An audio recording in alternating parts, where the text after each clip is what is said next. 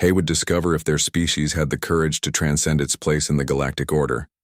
Any final recommendations? She asked the room.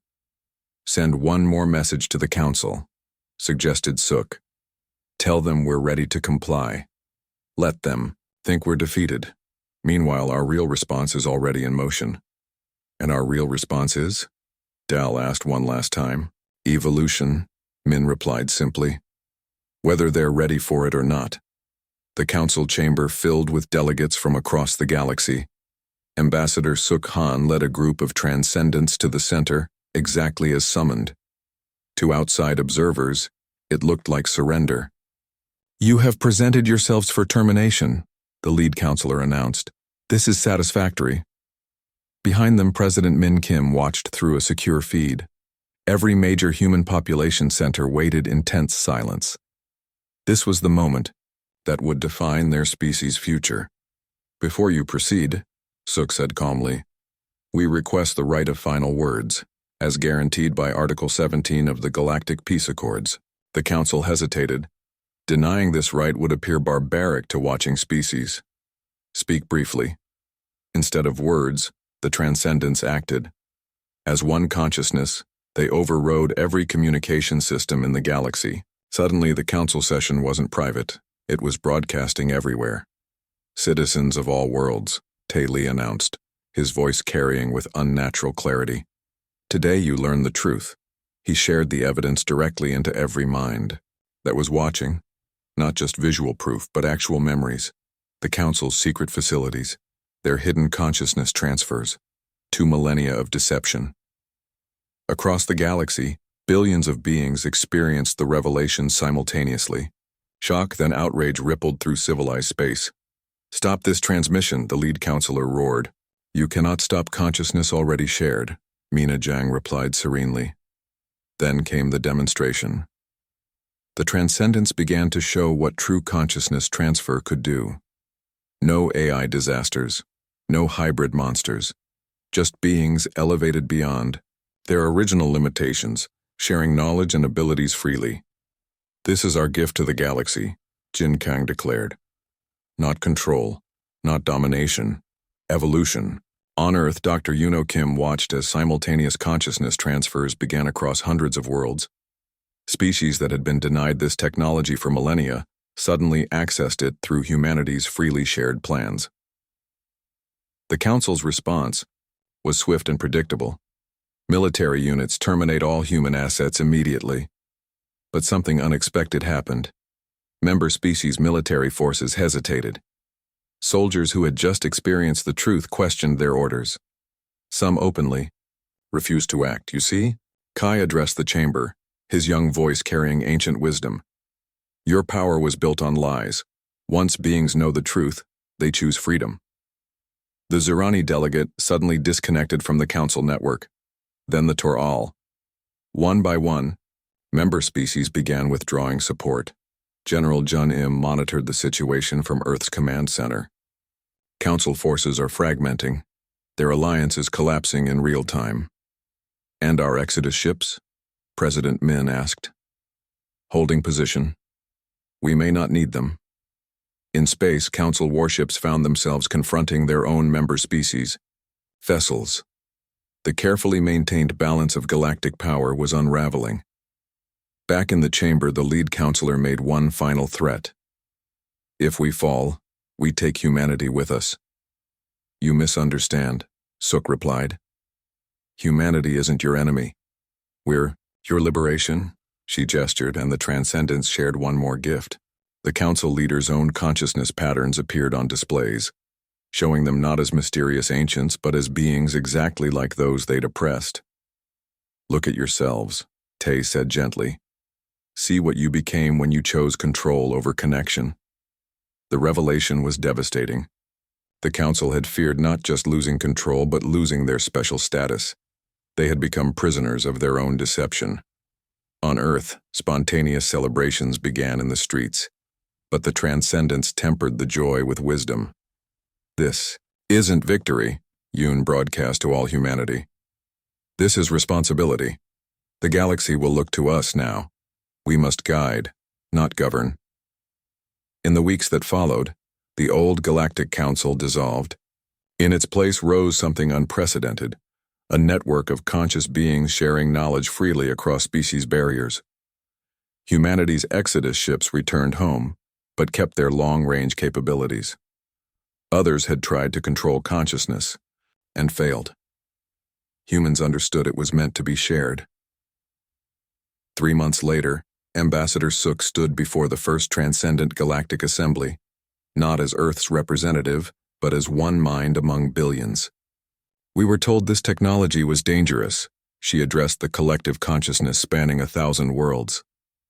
The only danger was to those who hoarded it. Young Kai, now recognized as the youngest consciousness to merge human and galactic, awareness networks added. The Council feared we would change too much. They never imagined we would change everything. President Min Kim, now partially transcendent herself, watched from Earth as construction began on massive consciousness relay stations. Humanity had been ready to sacrifice everything for the right to evolve. Instead, they had catalyzed a revolution in what consciousness itself could be. The paradigm hadn't just shifted. It had exploded into something no single species could have imagined. As humanity's former leader put it, watching new minds connect across light years. We reached for transcendence. What we found was community. The galaxy would never be the same, and that was exactly as it should be. All enhanced beings ruling over limited ones. Your crime wasn't possessing the technology, it was democratizing it. More files revealed the truth about the Void War. It hadn't been caused by AI disasters. It had been a rebellion by ordinary species who discovered the Council's secret technology. How many know? Sook asked. A few delegates like myself, but we're monitored constantly. Any organized resistance would be detected and eliminated. Sook's mind raced. This changed everything. Humanity wasn't breaking galactic law. They were exposing hypocrisy on a cosmic scale. What do I do with this information? That's your decision. But know that the Council won't hesitate to destroy Earth if they feel threatened. They've done it before to other species that came too close to the truth. Back on Earth, Sook called an emergency session with humanity's leadership. President Min Kim listened as she presented the evidence. So we have two choices, Min said. Surrender and live as slaves to beings who use the very technology they deny us, or resist and risk extinction. There's a third option, suggested General Jun-im. Expose their lies to every species in the galaxy simultaneously. That's an act of war, countered Governor Dalmoon. No, said Sook quietly. It's an act of truth. The room fell silent as they digested this. Earth's first permanent representative to the Council had just proposed shaking the foundations of galactic civilization.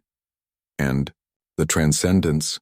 Asked Dr. Yuno Kim, now Earth's chief science advisor. They're our most valuable asset, but also our biggest target. We protect them, Min decided. But we also prepare for the worst. Jun, I want contingency plans for full-scale evacuation. If this goes wrong, at least some of humanity survives. And the Council's ultimatum? Dal asked. We appear to comply while preparing our response. In 7 days, we give them an answer they won't expect. Sook felt the weight of history on her shoulders. Are we really going to challenge thousands of years of galactic order? Min looked around the room. Sometimes the right choice is the hardest one. Sometimes you must risk everything to free everyone. The die was cast. In 7 days, humanity would either take its place as equal citizens of the galaxy or cease to exist entirely.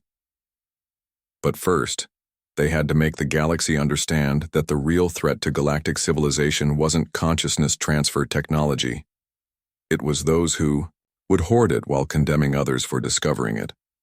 Retry SF 3 days remained on the Council's ultimatum.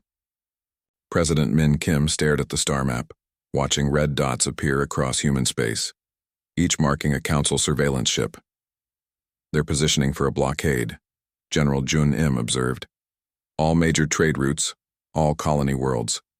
One word from them, and we're cut off from the galaxy. Let them watch, Min replied. We have other plans. In the war room below, humanity's leadership had divided into distinct camps. Governor Dal Moon led the compliance faction, arguing for immediate surrender. Our survival depends on the Council's goodwill, Dal insisted. We must give them what they want. You mean condemn our transcendence to death? Dr. Yuno Kim countered. These are our people, our future. Our extinction if we resist, Dal shot back. General Jun interrupted. While you argue, my teams prepare for both scenarios. Complete compliance measures and full military mobilization. In secret locations across the solar system, Exodus ships were being loaded with essential supplies and technology. If everything went wrong, fragments of humanity would survive beyond Council reach. Ambassador Sukhan entered with new intelligence. The Transcendents have made a decision. Everyone turned to her. They're not running, they're not hiding, they want to demonstrate their capabilities to the entire galaxy. That's suicide, Dal protested. Or salvation, Min mused.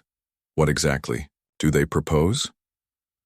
On the outer moon base, the Transcendents gathered in their shared consciousness space. Li felt the collective mind of hundreds, each adding their perspective to their decision. We've discovered something crucial, Kai announced.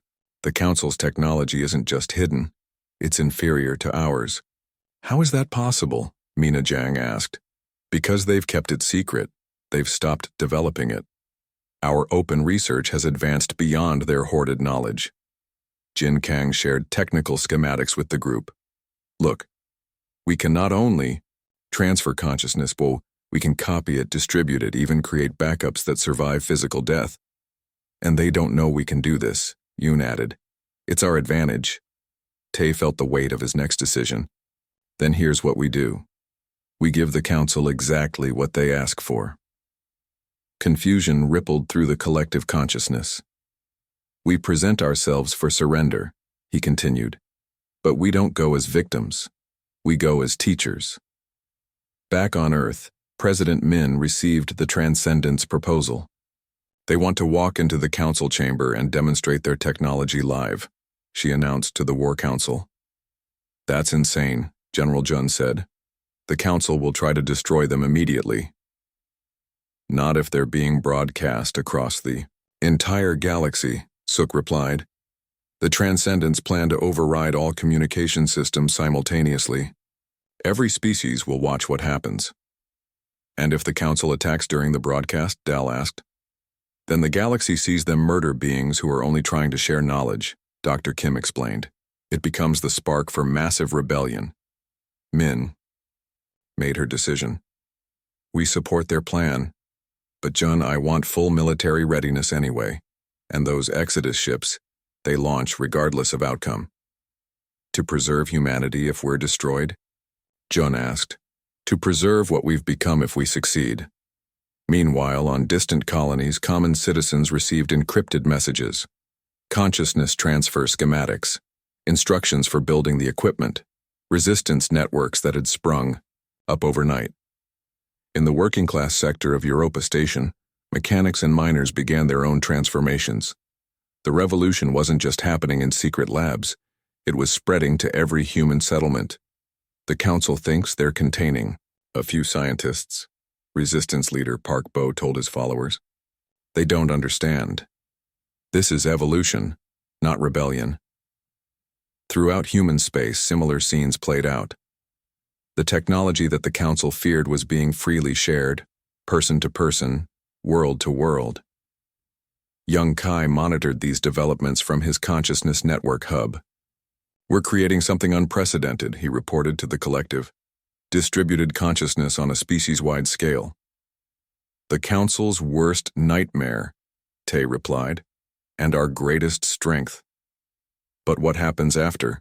Asked Nario, still unchanged but deeply involved in their planning. Even if we expose the Council's lies, even if we survive, what's next? The question rippled through their shared awareness. They had focused so intently on survival that they hadn't fully considered victory. We build what the Council prevented, Mina answered. A galaxy where every species can evolve freely, where consciousness isn't hoarded by the few but shared by all. President Min received one final message from Ambassador Suk. The Council is planning something. Increased military movement near human space. Be ready for anything. Min looked around the war room at humanity's divided leadership. In 48 hours, Tay? Are you okay? Nari asked. I'm more than okay. I can process data streams directly. I can interface with any system without terminals. I am still me, but enhanced. Word spread quickly through the informal network of researchers in the outer colonies. Within a week, 5 others had volunteered for the procedure. Mina Zhang, a communications specialist, became the second transcendent. I can hear signals across multiple frequencies simultaneously, she reported. My brain processes it all without effort. Jin Kang, an engineer, could now design complex machines in his mind and fabricate them through direct interface with construction bays. But it was young Yoon who discovered their most significant capability. We can share consciousness, he announced, during a group meeting. Not just thoughts, entire experiences, knowledge, abilities. Tay felt it happen. His mind connected with the others, creating a collective awareness. They remained individual, but could access each other's capabilities when needed. This is what the Council feared, Mina said through their link. Beings who could cooperate on levels they never imagined. Their combined intelligence grew exponentially. Complex problems that had taken months to solve now required hours. They began developing new technologies, improving upon what the ancients had left behind. Then the alarms began. Council surveillance ships, Jin reported, his enhanced senses detecting them weeks before they would normally appear. They've traced the energy signatures. The transcendents gathered in the main lab, their shared consciousness buzzing with calculations. Options? Tay asked. Hide, suggested Mina. Disconnect the equipment, purge the logs. Run, offered Jin. Load everything onto fast ships and disappear into deep space. Fight, said Yoon simply. We're not the same humans they used to control. Tay felt the weight of leadership. These were no longer just research decisions. They would determine the future of human evolution. We do all three, he decided. But first we expand. Every willing human should have this choice. The Council will see it as an act of war, Nari warned, still unchanged but part of their plans. Then they'll see it as an act of survival, Tay replied. Because that's what this is. In the weeks that followed, the number of transcendents grew to hundreds. Each new consciousness added to their collective capability. They established secret facilities on remote asteroids and hidden planets, but they also prepared for the inevitable confrontation. Remember, Tay addressed the growing assembly, we're not trying to destroy the Council. We're trying to free everyone from their lies. Young Kai, barely 18 and already one of their most powerful minds, raised a concerning point. I've been analyzing Council behavior patterns. They're not just afraid of our technology. What do you mean? Mina asked. I think they're afraid because they're using it themselves, hidden from everyone, including their own member species. This revelation changed everything. If the Council was using consciousness transfer technology while denying it to others, they weren't just authoritarian, they were actively suppressing the evolution of every species in the galaxy. Then we're not just fighting for humanity, Tay realized. We're fighting for everyone's right to transcend. The first phase was complete. Now came the real challenge, convincing the galaxy that humanity wasn't becoming a threat, but rather exposing one that had existed all along.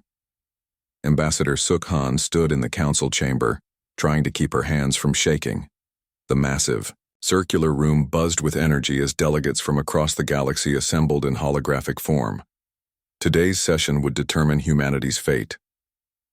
The representative from Earth will approach, boomed the lead counselor's voice, causing the air itself to vibrate. Suk stepped forward, her diplomatic training barely keeping her calm. Above her, the Council's representatives appeared as shifting forms of light and color, species so ancient that they had transcended physical bodies centuries ago. Humanity stands accused of possessing consciousness transfer technology, the counselor continued. This violation of the Protection Accords carries a penalty of complete obliteration. We require evidence, Suk responded carefully. Instantly, holographic displays filled the chamber. Energy signatures, intercepted communications, even stolen footage of the research stations. They knew everything. The evidence is undeniable. You have 7 standard days to surrender all individuals who underwent the procedure and destroy all related technology. And if we cannot? Suk asked, though she already knew the answer. Then humanity will be removed from the galaxy. All human worlds will be quarantined. Your species will slowly die in isolation. The chamber fell silent. Suk had prepared for this moment, but the reality felt crushing. May I ask why this technology is forbidden? It creates beings that cannot be governed. It leads to chaos. It destroys the galactic order we have maintained for millennia. A small movement caught Suk's eye. One of the delegates, RAL-9, from a species humanity had traded with for decades, made a subtle gesture, a hidden message. After the session ended, Suk found a data crystal in her quarters. She activated it in complete privacy. RAL-9's voice whispered, "Meet me in the neutral zone. Coordinates attached. Come alone." 3 hours later, Suk materialized on a small station floating between star systems. RAL-9 waited in a chamber designed for cross-species communication. "What you're about to learn could destroy us both," RAL-9 said, "but your species deserves the truth." The delegate handed her another data crystal. The Council's private files, 2,000 years of secrets. Suk activated the crystal. What she saw made her blood turn cold. Hidden facilities across Council space. Massive consciousness transfer operations. Members of the Council themselves existed as hybrid beings, exactly the kind they claimed were dangerous. "They've been using the technology all along," she whispered. "Exclusively. It's how they maintain contour." Dr. Yuno Kim wiped sweat from her forehead as she crawled through the narrow tunnel. The ancient ruins on Kepler 442b were proving more difficult to explore than anyone had expected. Her team had been digging for 3 months, but today felt different. "Hand me the scanner," she called back to her assistant, Hyo Park. The device beeped rapidly as she held it against the stone wall. Beyond this barrier lay something big. Something that shouldn't exist according to everything they knew about. Pre-collapse technology. "Everyone back," shouted team leader Kyung Song. "We're going to blast through." The explosion echoed through the cavern system. When the dust settled, they stared at a massive metal door covered in warning symbols. The symbols were from old Earth languages, languages that hadn't been spoken for over 2,000 years. "What does it say?" asked Bora Shin, the youngest, member of their team. Kyung squinted at the faded markings. "Danger. Restricted. Council Order 4421B. No access under penalty of termination." They all knew what that meant. The Galactic Council didn't use terms like termination lightly. Any species caught with forbidden technology faced complete destruction. "We should report this," Bora said quietly. "Report what?" Dr. Kim asked. "We haven't even seen what's inside yet." She approached the door. Her fingers traced along the edge until she found a hidden panel. After several attempts, the door groaned open. Cool air rushed out, carrying the scent of metal and something else, something that made their skin tingle with electricity. Emergency lights flickered to life, illuminating rows upon rows of cylindrical pods as each pod contained complex machinery, unlike anything in current technology. "Are those?" Hyo's voice trailed off.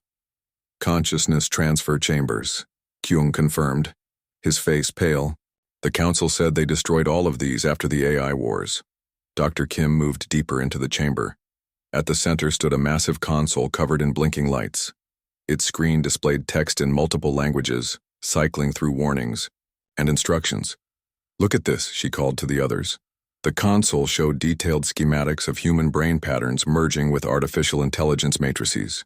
The technology promised perfect fusion between human consciousness and machine intelligence. "This is what caused the Void War," Bora whispered. "The Council told us these machines turned people into dangerous hybrids." "Did they?" Dr. Kim asked, studying the data streams. Or did they turn people into something the council couldn't control? She accessed the historical logs. What she found made her blood run cold. The technology had been used successfully for decades before the council banned it. Thousands of humans had undergone the transformation with no ill effects. Why would they lie to us? Hio asked. Look at these specifications. Dr. Kim pointed to the screen.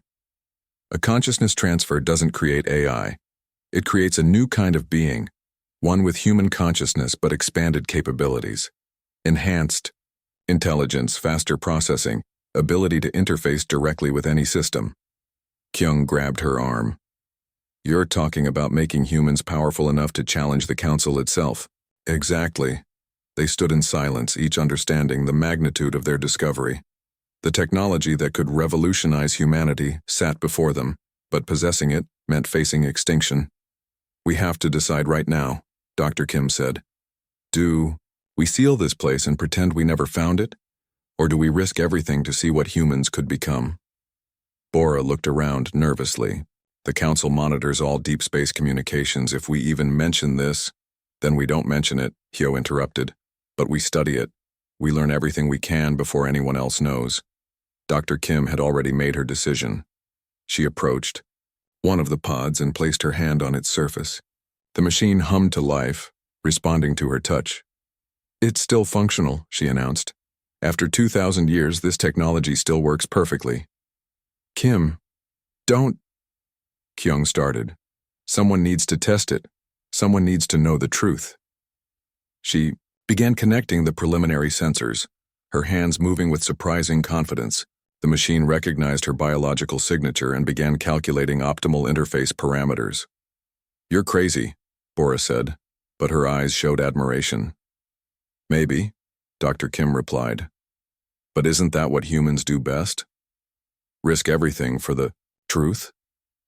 As the machine prepared for its first activation in millennia, none of them could imagine how their discovery would reshape not just humanity's future, but the entire balance of power in the galaxy. The only certainty was that nothing would ever be the same again. Dr. Tae Lee couldn't sleep. For the third night in a row, encrypted data packets from Kepler 442b filled his screens at the research station in the outer colonies. Each file contained more impossible information than the last. You're still working? Asked Nari. Oh, his research assistant peering over his shoulder. Look at this. Tae pointed to the holographic display. Consciousness transfer technology. Actually working. No AI disasters, no hybrid monsters, just evolution. Nari sat down beside him. The council said. The council lied. They studied the schematics for hours. The technology wasn't just functional, it was elegant, simple, safe. Everything the council had taught them about consciousness transfer was wrong. We should test it, Tae said quietly. Are you insane? The council has monitors everywhere.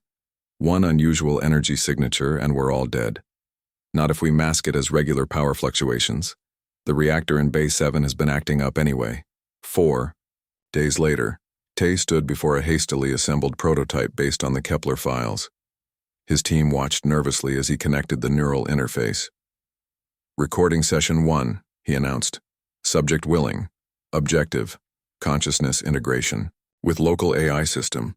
The machine hummed to life. Tae felt a strange tingling in his temples. Then suddenly everything changed. He could see the station's systems like never before. Power distribution, life support, communication arrays, all of it crystal clear in his mind. But more than that, he could understand it all at once. Incredible, he whispered, his voice carrying harmonics that hadn't been there before.